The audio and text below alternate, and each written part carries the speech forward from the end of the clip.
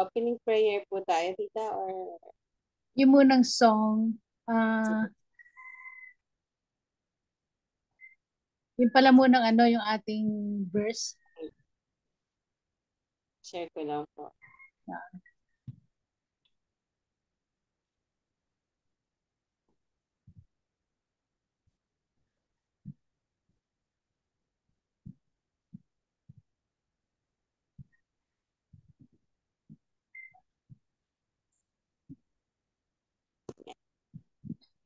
Okay. Ito na po. Next slide.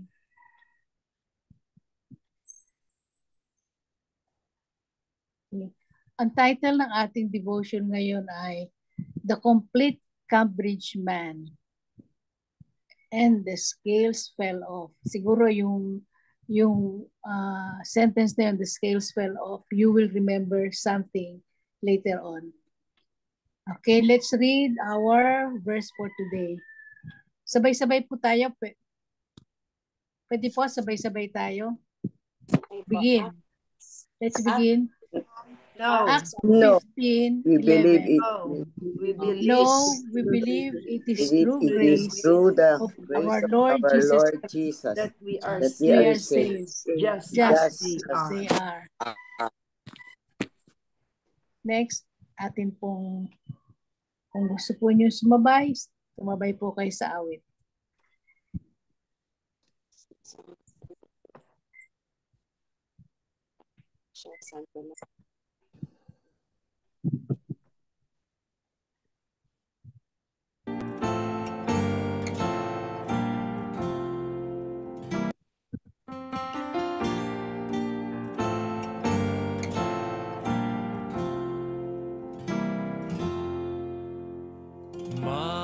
Marvelous grace of our loving Lord, grace that expiates our sin and our guilt.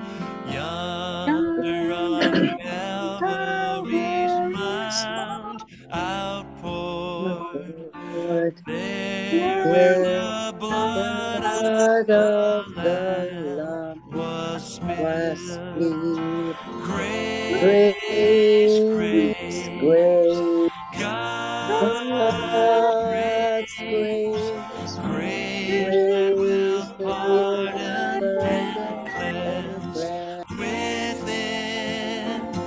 Grace,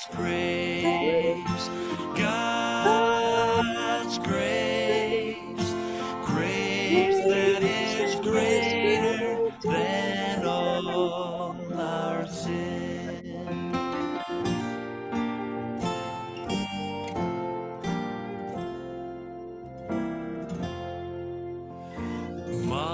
Marvelous, infinite, matchless grace, freely bestowed on all who believe.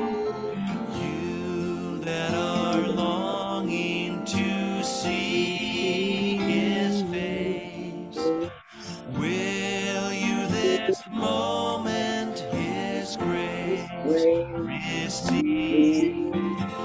Grace, God's grace, grace that will pardon and cleanse within. Grace, God's grace, grace that is greater than all our sin. Grace, God's grace, grace that will pardon and cleanse within. Grace,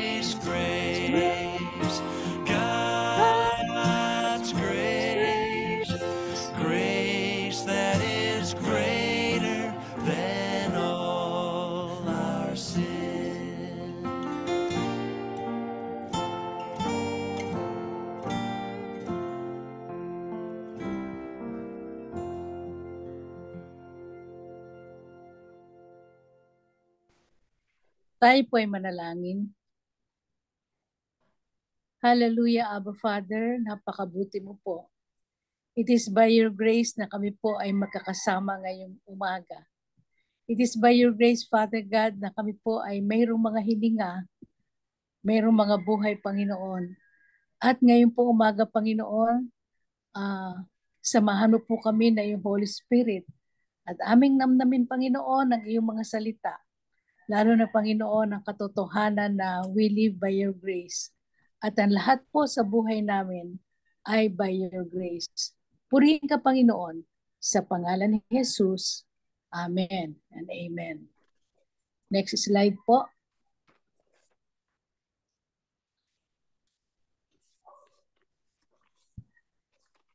Ate Bea, wait lang po. Ate, ako Okay. po. Ayun. Okay. Ang ating pong pagbubulay-bulayan ngayon ay base po sa journal ni George Whitefield. Sa mga hindi pa po nakakakilala sa kanya, bagamat alam ko po marami po sa inyo ay nakakakilala kay George Whitefield. Siya po yung kapartner ni John Wesley noong pong panahon po na nagsimula yung Methodist movement. At si George Whitefield po ay isang great preacher and evangelist. Yung next slide na, yung mga sumusunod na slide. Phoebe, yung next slide. Wait lang po. Sige, Sorry po, sige. nag-stuck. Nag-stop. Ayaw mag-move. Okay, try nyo ulit. Sige po. Okay.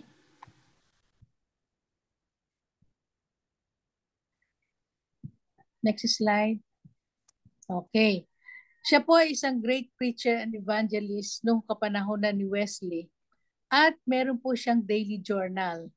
Kanya po itong, siguro po sa atin po na sanay na din nag-journal, lahat tayo ay, I hope, meron tayong daily devotion, nag-journal tayo, sinusulat natin doon ang maraming bagay, lalo na yung pakikipag-usap natin sa ating Panginoon. At dito po sa kanyang journal, ang pagbabasihan po natin ngayong umaga ay yung journal na sinulat ni George Whitefield na dated po ngayon, April 18. At dito po sa kanyang journal, he chronicled how God was dealing with him personally as well as writing about the fruits of his ministry.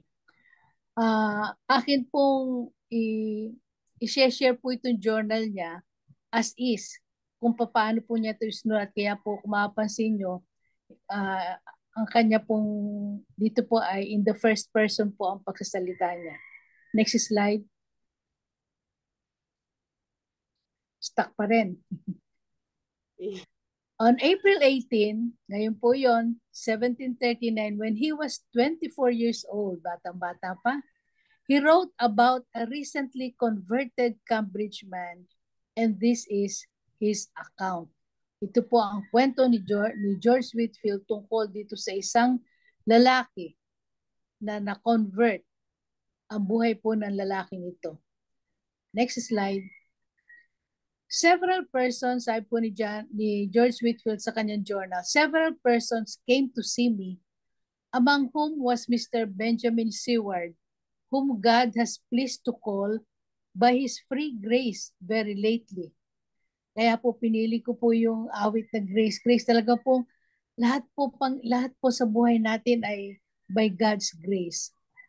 His circumstances, both before and in conversion much resemble those of St. Paul. At makikita po natin sa kwento niya kung paano very similar yung conversion itong si Seward kay St. Paul. Next slide. Seward was bred up at the feet of Gamaliel. Bakit po niya sinabing at the feet of Gamaliel? Bagamat wala na po si Gamaliel noon. Because he was educated at Cambridge, isang napakapamosong university, for some years, para ding si Gamaliel. As touching the law, so far as outward morality went, he was blameless. Concerning zeal, opposing the church. Kung babalikan po natin ang buhay ni San Pablo, di po ba ganito din siya? Masigasig siya. Isa siyang Pariseo. blameless siya sapagkat hanggat maaari po ay tinutupad niya ang kautusan. At hindi lamang po yun. Si Seward, gaya din po ni St. Paul, he was opposing the church. Nung panahon naman ni Pablo, ino-oppose po niya yung mga alagad na ating Panginoong Jesus. Next slide. My proceedings he could by no means approve, and he had once a mind, he said, to write against Mr. Law's enthusiastic notions in his Christian perfection. Hinahanap ko po itong si Mr. Law sa Google, hindi ko po makita. Pero sa pagkaunawa ko po dito sa sinasabi ni Whitefield, maski yung kanyang mga sinusulat, yung siguro nag-share siya, ay kinokontra nitong si Seward. Next slide. But lately, it has pleased God to reveal his dear Son in him and to cast him down to the earth as he did so by 8 days' sickness, in which time he scarce ever ate or drank or slept, and underwent great inward agonies and tortures. Gaya din po ni Apostle Paul, di po ba yung istorya ni Paul sa road to Damascus? Nakita siya ng maliwanag at bumagsak siya, nahulog siya dun sa kanyang kabayo, tapos nabulag siya. Dinala siya dun sa isang bahay. At gaya din po ni Paul, itong si Seward, sabi nga dito, the Lord cast him down to the earth as he did soul.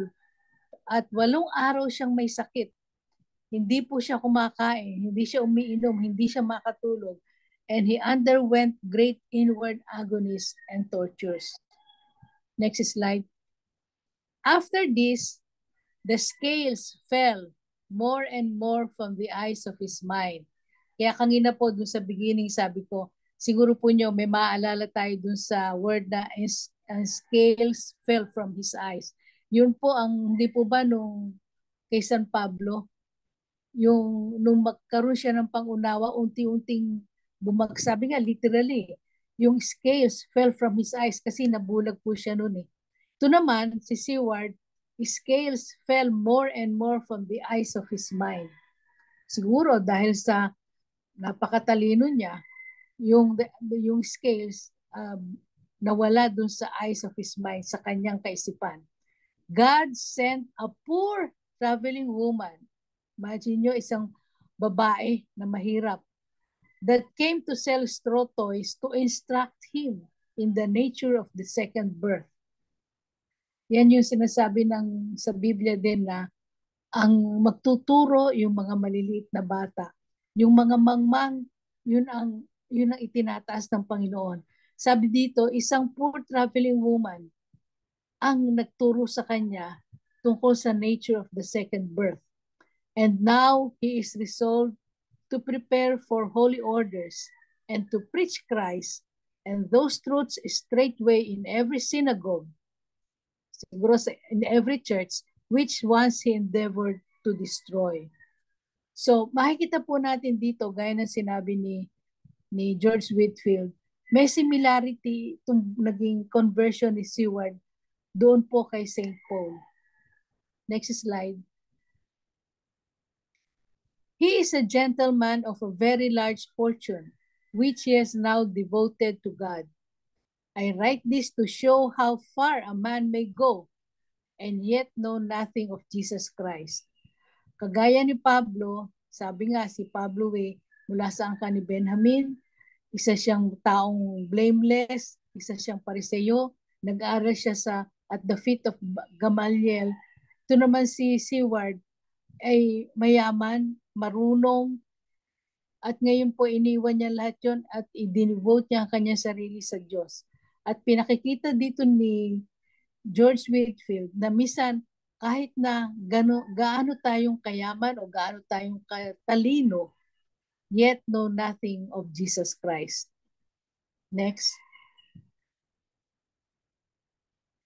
Behold, here was one who constantly attended on the means of grace, was exact on his morals, humane and courteous in his conversation, who gave much in alms, was frequent in private duties. Yan po si Seward. And yet, till about 6 weeks ago, as destitute of any saving experimental knowledge of Jesus Christ, how, as those on whom his name was never called, and who still sit in darkness and the shadow of death. Dinescribe dito kung sino si Seward. Lahat ng mga bagay na sabihin natin na mga religious, maging ang kanyang buhay, talaga naman parang perfect na perfect. Pero sabi nga, he was as destitute of any saving experimental knowledge of Jesus Christ. Wala siyang kaalaman, yung tunay na kaalaman tungkol sa Panginoong Jesus. Next. Blessed be God that although not many rich, not many mighty, not many noble are called, yet some are. Hindi lahat tinawag. Hindi lahat ng mga pamoso, hindi lahat ng mga mayayaman tinawag. Pero mayroon pa rin tinatawag ang ating Panginoon. Who would but be accounted a fool for Christ's sake? Ang tingin ng iba doon sa mga iniwan ng kanilang kayamanan, iniwan ng kanilang posisyon, ano tingin ng sanlibutan sa mga taong ganito? Hindi ba ang tingin ng sanlibutan, we are fools? However, we would rather be fools for Christ's sake. Next. How often has my companion and honored friend, Mr. William Seward, been deemed a madman even by his own brother for going to Georgia. Nag-mission din siya sa Georgia. Pero yung mismong kapatid niya, siguro kinakantsawan siya, nilalait siya. But now, God has made him an instrument of converting his brother. Pero sa bandang huli, yung kanyang kapatid na convert din. At ang naging instrumento ay si William Seward. Next. This more and more convinces me, sabi ni Whitefield, that we must be despised before we can be vessels fit for God's use. As for my own part, I find by happy experience, the more I am condemned, the more God delights to honor me in bringing home souls to Christ. Alam po nyo, nung pinagbubulay-bulayan ko to, sabi nga, the more we are despised, sabi ni Whitefield, we must be despised. Merong binanggit din sa Timothy tungkol dito na yung mga disciples talagang dadaan sa persecution. Pag iniisip ko po ito, isipin natin, pero bakit sa panahon natin, lalo dito sa ating bansa, dahil nasabing Christian nation tayo, hindi naman tayo dumadaan dito sa persecution. Ang natatandaan ko lang po yung kwento ng mga lolo ko, yan yung mga taga-Taytay na dito, alam nila yung history ng Taytay. Nung daw panahon nila, nung bago pa lang sineshare ang gospel, nung bagong dating ang Methodist faith sa Taytay, yung mga unang mga mananampalataya, yung mga lolo namin, yun daw pag mga naglalakad, dalawang aklat ang dala, isang Bible at saka isang Book of Discipline, tsaka tatlo pala, at saka himbok. Lagi daw dala yun mga yon nung mga unang mananampalataya. Pagkatapos, pag sila'y nag-aawitan, dinabato sila. At ang tawag daw po dun sa mga nuno namin, mga palakang kokak, dahil nagkakantahan sila. At yun po ang karanasan nila na ikinukwento sa amin at sila daw ay binabato. Next slide. And I write this for the encouragement of my fellow laborers, who have all manner of evil spoken against them falsely for Christ's sake. Naranasan na ba natin to? Let them not be afraid, but rejoice and be exceeding glad, for the Spirit of God and of glory shall rest upon their souls. Ito po ay mga karanasan ng mga unang mananampalataya. Kumisan, pag iniisip ko, baka naman hindi na masyadong nakikita or yung ilaw ng Panginoon, baka hindi na nakikita sa atin kaya hindi na tayo nape-persecute, hindi na tayo nakakantsawan. Kasi sa totoo lang, ang tingin ng iba pagka tayo ay sabihin, nakikita nila yung pagkakaiba sa ating mga buhay, iba talaga ang tingin nila sa atin. Next slide. Benjamin Seward had all the world has to offer. Meron siyang wealth, meron siyang education, meron siyang social status. Yet he discovered that the only way to discover real satisfaction was through faith in Jesus Christ. Next slide po, magkaroon po tayo ng kahit 10 minutes or 15 minutes. Meron pa po bang time, Ate Bida? Magkaroon po tayo ng reflection. Take a moment to consider our own lives. What brings you satisfaction? You can experience the same satisfaction Benjamin Seward found by trusting the same Savior he did. Kitang-kita po natin sa buhay niya yung grace ng ating Panginoon. Pwede po ba tayong mag-breakout room? Kung ilang minutes, Ate Bida, bahala ka na, and mag-reflect po tayo and tingnan po natin ang ating mga buhay. Let us consider what brings us satisfaction. Sige po. Pasok na po kayo. Ilang minutes, Ate Bida? 10, 15? May in 12 lahat-lahat kasi time for you to go in and then time to come out. So 12 ayun 12 minutes. Okay. Sige.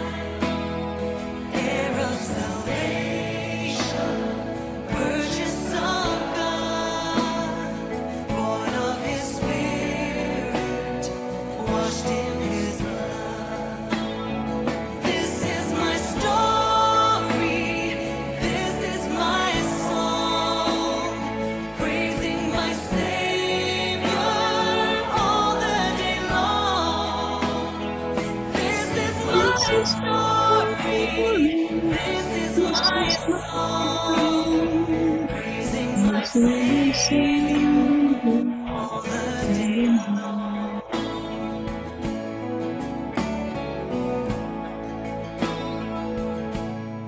Perfect submission, perfect delight, visions of rapture burst on my sight.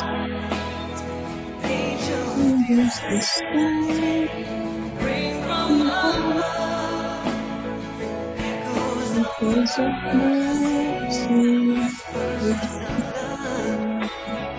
This is my story. This is my song, praising my Savior all the day long.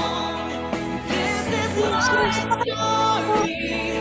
This is my song, praising my Savior all the day long.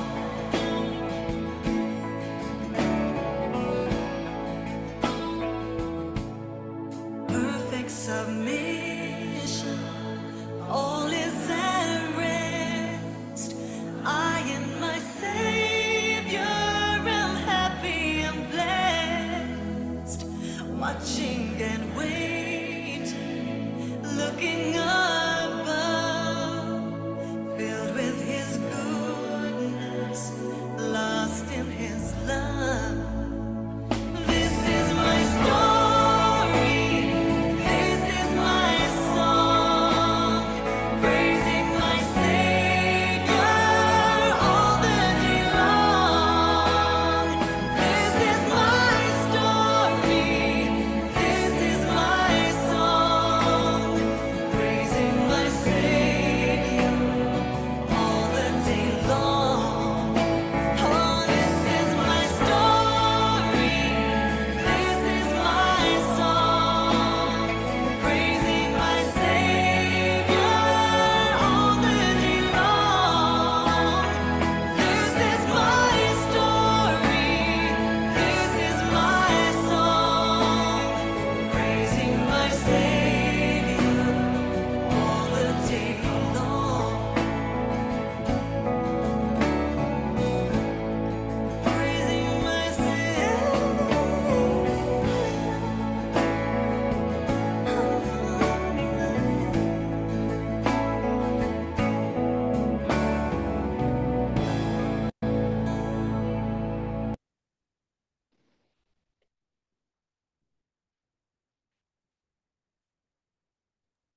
Ate Bida, pagkatapos ng prayer blast, pwedeng prayer of thanksgiving si DSPB at saka benediction si Pastor Paul. Yes po. Okay, pwede po. So thank you, Tita Lily, for sharing that and for that worship song, Blessed Assurance. While looking at the worship song, came to mind yung psalm din na yung sinasabi, yung Psalm 121. I look up to the hills. Where does my help come from?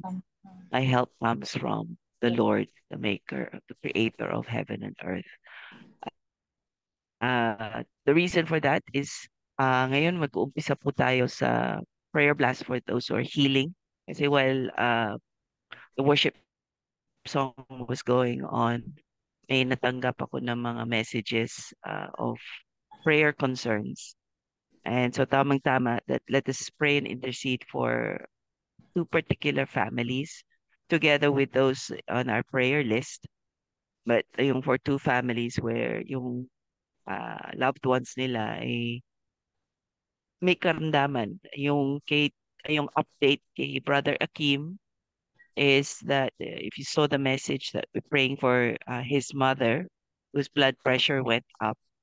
Unfortunately, she is due for intubation ngayon daw. I don't know kung na-intubate na siya or papunta na dun. So let's prayer blast, let's storm heaven that hindi po ito aabot sa intubation and that yung continue. Ano na po ate? Sorry, excuse me. Na-intubate na po. Okay. Sige po. So let's continue to pray for her, si Mami Selly. Let's continue to pray for Brother Akim also. working far away, siya at si Deaconess Gina. Let's pray for them for peace, and let's continue to pray that kahit na-intubate, walang imposible sa Panginoon, that ma-stabilize yung condition ni Mama Selly.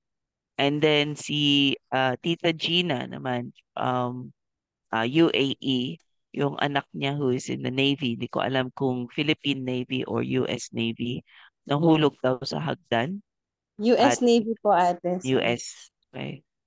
So, dapat ikaw na yung nag-prayer blast.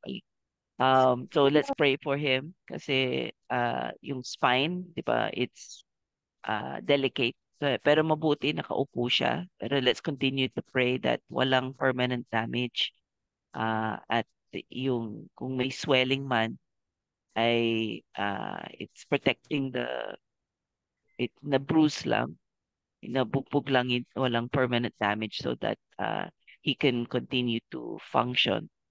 So let's pray for that. And then yung nakapost na ngayon, ginawa ni Jack Pay, yung mga regular people that we are continuing to pray for dito sa listahan. So let's hingi po natin yan. Let's pray for them. Let's prayer blast. And then can we ask si Ate Emmy, are you able to pray ngayon? It's after a minute and si Ate Emmy to pray for them. Sige po. Thank you. Lord, we lift up the people, Lord God, knowing, Lord God, that you are the healer, you are the greatest healer. Yes, you do use medical science, medical stuff, medicine, to also work, Lord God, supernaturally to restore heaven, Lord God, for the lives of the people in this prayer list, especially those who are in a condition that is tiring, especially visiting the city right now, Lord God. We ask, Lord God, that you continue to touch your body, speak resurrection, speak Jesus, resurrection power to Lord God. I need it to be Lord. Reverse our condition, stabilize our blood pressure.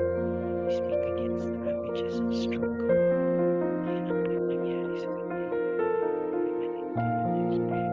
We pray for your anak, hindi Tita Gina.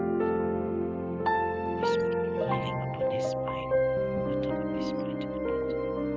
So I mentioned pray, Lord God, to protect his spine, correct it, take away sin, Lord God, the pain.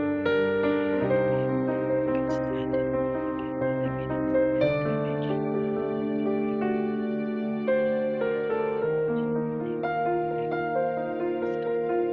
Rebuke cancer again in the name of Jesus. Rebuke diabetes. The things that the enemy seeks to God to destroy the lives of people. We speak blessed assurance upon their lives that you have peace. You know that you are in control. No matter the situation, praise you, know that nothing impossible is they went to harvest, Lord God, and the signs and wonders. Thank you, Lord God. Hallelujah, Daddy God. Hallelujah, our dear God, the Holy Spirit. Hallelujah, Lord Jesus. Maraming salamat, Panginoon, for you are the giver of life, O Lord God. Alam po namin, Panginoon, na ang magtiwala sa iyong kakayahan, Panginoon, is all that we can do, Panginoon, para sa aming mga kapatid, Lord, na ngayon ay nakaratay sa banig ng karamdaman. Panginoon, our hope and trust is in you lang po, Panginoon, O Lord Jesus. Kaya, Panginoon, patuloy naming ipinagtitiwala sa iyong mga makapangyarihang kamay, Lord. Mama Selly, Panginoon, ang mama ni Brother Akim, Lord God. Lord, you are a God of possibilities, Panginoon, at alam po namin na dinideclare namin, Lord, na kahit na naka-intubate na, Panginoon, si Mama Selly, Panginoon, you can still do miracles, Lord. Kayang-kaya mo, Panginoong, bigyan siya ng kagalingan if it is your will, Panginoon. Kaya ngayon pa lang, Panginoon, ine-entrust na namin siya sa iyo, Lord. Yung best will mo po sa kanya ang maganap, Panginoon. At Lord, kung si Mama Selly, Panginoon, ay kailangan, Lord, na ma-refresh, Panginoon, yung kanyang faith sa iyo, Panginoon. Lord, gamitin mo po si Brother Akim o si Deaconess Gina, Panginoon, upang patuloy, Panginoon, na mapaalalahanan si Mama Selly, even doon sa kondisyon niya ngayon, Lord, na wag siyang hihiwalay sa iyo, Panginoon. And Lord, we also pray for Brother Akim and Deaconess Gina's peace, Panginoon, sa sandaling ito, Panginoon.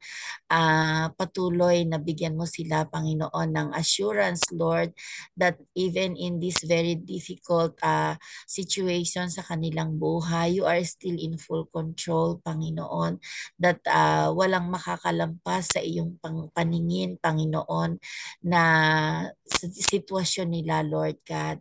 Panginoon, we also ask for provision, Panginoon, sa kanilang sitwasyon ngayon. At ganon din po, Lord, doon sa anak ng isang sister namin na isang US Navy, Lord. Panginoon, yung protection mo be upon him, Panginoon, na we ask, Lord God, na yung kanyang spine, Panginoon, yung mga buto niya sa pagkakabagsak niya, Panginoon, ay walang major, Panginoon, na effect, Panginoon, dun sa pagkakabagsak niya. We ask for your protection, O Lord, and we also ask for peace upon kay Mami, Panginoon. Maraming salamat, Lord. Panginoon, kilala mo ang bawat isang nakalist, Panginoon, dito sa aming monitor ngayon na nakikita namin. Hindi man namin sila, Panginoon, kilala personally, pero Lord, kilala mo ang bawat isa sa kanila at alam mo po kung ano talaga yung mga pangangailangan nila, Lord God. Meron man, Panginoon, na ang tagal na naming pinapanalangin, pero still, ganun pa rin yung situation nila, Lord. Alam po namin na you have a purpose in their lives, Panginoon. Ikaw ang nakakaalam kung ano yung best plan mo para sa kanila. At even doon sa mga kamag-anak nila, Lord, na nag-aalaga sa kanila, Lord, huwag mo pong hayaan na papasok yung spirit of doubt, yung spirit of questioning, Panginoon, na bakit ganito, bakit ganyan. Panginoon, ipakita mo sa kanila your purpose, Panginoon. Bakit hinahayaan mo na ma-experience namin, Lord God, itong mga pagkakasakit na ito. Hayaan mo, Lord, na sa pamamagitan nito, mas lalo kaming kumapit, mas lalo kaming mag-soak sa presensya mo para makita namin your very purpose why you are letting this to happen, Panginoon. Salamat, Lord, kasi alam po namin na anuman ang maging katapusan, Panginoon, ng mga pinagdadaanan ito, mga sickness, Lord God, itong mga trials na to, Panginoon. Ang katapusan nito na i-allow mo, Lord God, ay yung mas malalim na pananampalataya and hope and trust in you alone, O Lord Jesus. Kaya salamat po, Panginoon. We continue to declare your supernatural and miraculous healing upon each and every one. Naalala ko din po, Panginoon, si Francis na nangangailangan nangangailangan ng magdialysis and kidney transplant, Panginoon, yung aking pamangkin, Lord, I continue to declare your supernatural and miraculous favor upon him, Panginoon. Salamat po, at kung meron pa mang Panginoong mga hindi nabanggit dito at hindi nakalist down dito, Panginoon, we continue to ask for your favor, especially, Panginoon, si Pilar, na alam ko naman po yung favor mo, Panginoon, is overflowing na sa buhay niya. Maraming salamat, Lord God. We continue to exalt your name, Panginoon, even dito sa kalagayan na ito na pinagdadaanan ng aming mga kapatid sa pananampalataya. Salamat po. We give you praise. We give you honor in Jesus' name. Amen and amen. Thank you, Lord. Amen. Amen. So, yan po. As we pray for today, that our mountain of influence, today is Thursday, yung media. So, tuloy po natin to pray. Na alam natin yung, again, pray of lasting that the consistency of the media dito sa Pilipinas, on the internet, worldwide, na talagang they will be balanced. Meron ako na nakikita ng mga iba sa YouTube, yung there are some media people in the States who yung ano yung tawag doon, yung talagang speaking out against Christianity. Very shocking yung how you can see they are anti-Jesus. And so they use their platform as anchor people to say things. There was one, a female anchor on TV, and then there was one who was a radio disc jockey, using their platform to speak out against Christianity. So alam natin, hindi lang sila, kundi yung spirit behind them, talagang galit na galit sa Panginoon. Pero so swak na swak sa sinasabi na inaralan natin today, that it is a very real thing that we do get. We will, if you haven't, hindi nyo naranasan to be persecuted, be prepared that it is part of the end times, that to stand for Jesus is to be persecuted. So let us pray for that while we are still there, that we can pray and bless the media, pray and ask the Lord that we'd still continue to raise up people who are going to be objective, who will really seek after truth, who will want to declare truth rather than fake news just to create money and news. Sige po, let's pray for that. And let's bless that yung media. And then there are also Christian media stations who try and do the truth, but they also look for uplifting news, talagang good news in the midst of all this ugliness that's happening in the world. So let's pray, and then can we ask si Ate Alice to pray for that after a minute? Thank you. Lord, thank you. Lord, again, we have to try.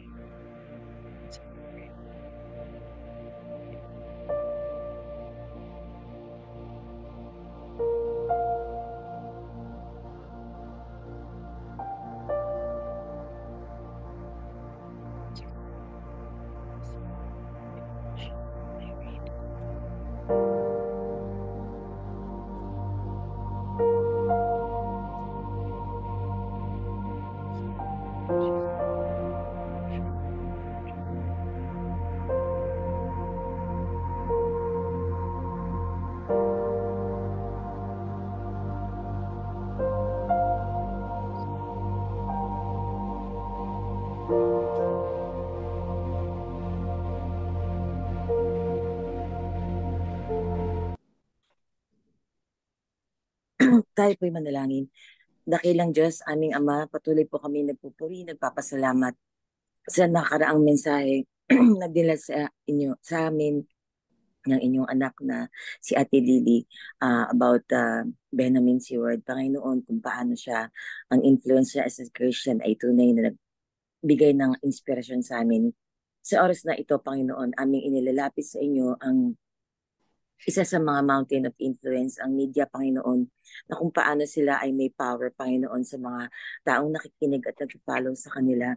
We pray, dear Lord, that you destroy the works of the enemy na nagdi-discuss ng mga bagay na taliwas sa iyong kagustuhan, sa iyong katotohanan, Panginoon. Destroy the works of the enemy and use the media as an influence to be a better Christian and to be a better human being na kinreate mo, Panginoon, sapagkat yan ang iyong nais na dumami ang magiging tagapagmana mo ng iyong kaharian. Dalangin po namin na bigyan mo po ng wisdom ang mga may-ari ng mga stations, radio stations, or broadcast media na nagbibigay ng mga hindi katotohanang mga bagay about you, Lord. Destroy them and ikaw nga po ang maglagay ng iyong godly wisdom sa mga taong may-ari nito at mga producers and people that are involved in this ministry, in this platform, Panginoon, or sa media na ito.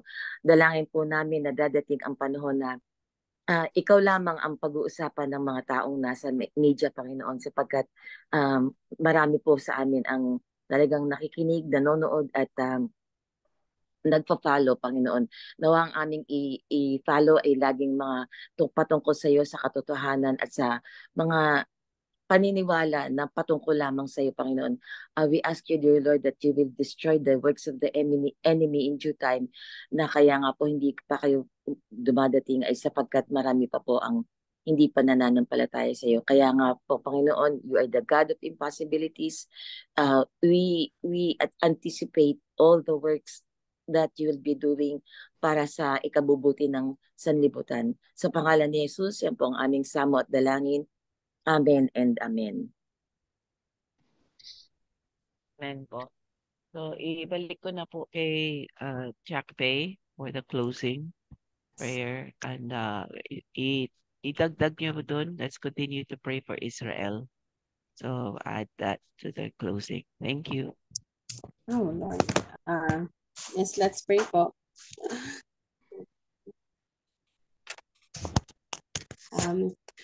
Lord God, we thank you po for this wonderful day.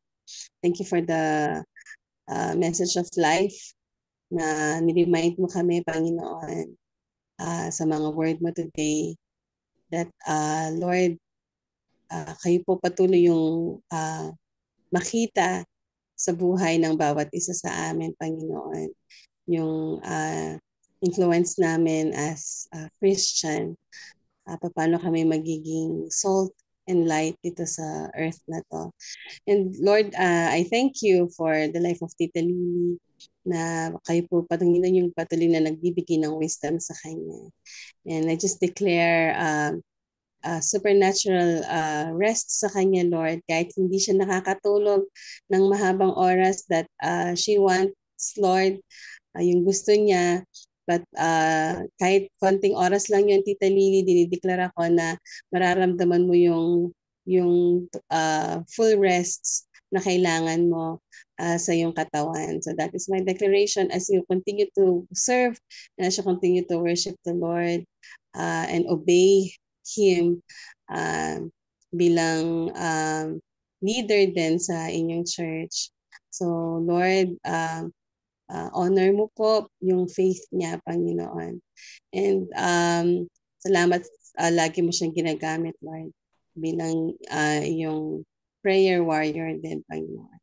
And as we continue this day, Lord, we ask your guidance. We ask na mag-shine ka nga po sa buhay namin, that they may see our good deeds and glorify you, Father. And we continue to pray, Lord, and yung mga kapatid po namin, ng mga Israelis, Lord, yung bansang Israel, your chosen nation, Father God, your chosen people.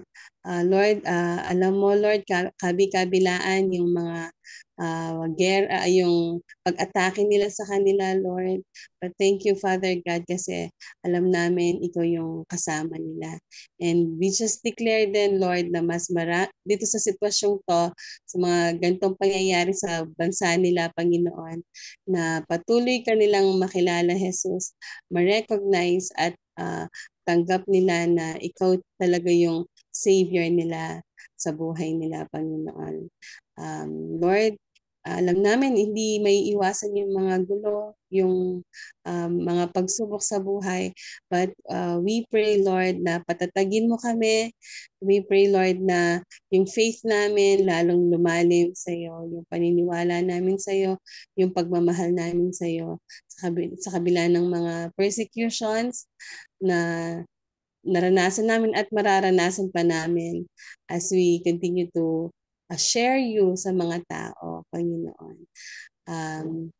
Thank you, Lord God, and kayo po ang sa inyo po namin binibigay lahat ng papuri, lahat ng pasasalamat sa oras na ito. In Jesus' name, amen. Amen. Amen. Sige mga kapatid, ating pong tanggapin ang pagpapala ng ating Panginoong Diyos. Ang Diyos ng kapayapaan na siyang bumuhay muli sa Panginoong Jesucristo mula sa kanyang kamatayan, ang siyang patuloy na kumilos sa ating mga buhay, patuloy na magturo sa atin at patuloy na magbigay sa atin ng kakayanan upang mapalaganap natin ang magandang balita tungkol sa Panginoong Jesucristo at mapalaganap ang kanyang kaharian dito sa lupa. Kaya nga mga kapatid, patuloy nating tanggapin ang kagandahang loob ng ating Panginoong Jesucristo, ang hindi nagmamaliw na pag-ibig ng ating Diyos Ama at ang gabay patnubay ng banal na Espiritu sa ating mga buhay ngayon at magpakailanman. Amen. Amen. Amen. Mga kapatid, muli nating pagpalain ang bawat isa sa isang panibagong araw ay binigay ng Diyos sa atin. Okay? Number 6, 24 to 26. The Lord bless you. Make His face to shine upon you. Gracious unto you. The Lord lift up His countenance upon you and give you peace. The shalom of God. Nothing lacking, nothing missing, nothing broken. Great favor, great wealth from the Lord. Amen. Amen. Amen. Blessed day, everyone. Thank you. Good morning, Ate everyone. Lily. Thank you, Ate Galili. Picture po tayo, isang beses. Wait lang po, tatanggalin ko yung mga nakaharang sa screen. 1, 2, 3, smile! Yan. Hello po, hi Tita Flora. Hi, Tita Flora, andito ka na sa Pilipinas?